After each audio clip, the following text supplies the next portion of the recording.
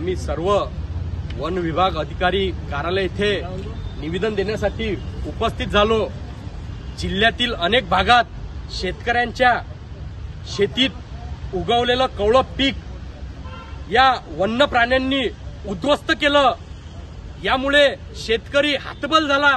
शेतकऱ्यावर आता दुबारा पेरणी करायची परिस्थिती निर्माण झाली। अशा परिस्थितीत हा शेतकरी आता दुबारा पेरणीसाठी पैसे कुठून आणणार? पहिलेच बँकेजवळून कर्ज घेऊन या शेतकऱ्यांनी याची पेरणी केली।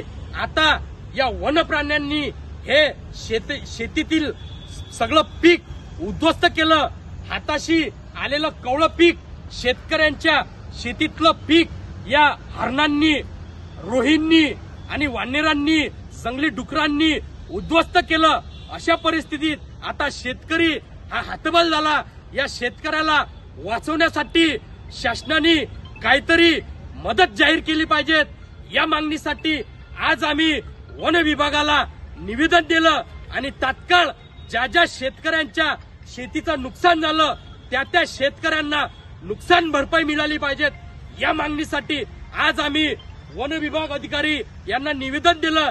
तात्काळ शेतकऱ्यांना दिलासा देऊन मदत जाहीर केली पाहिजे। हेच आमची मागणी। जय जवान, जय किसान।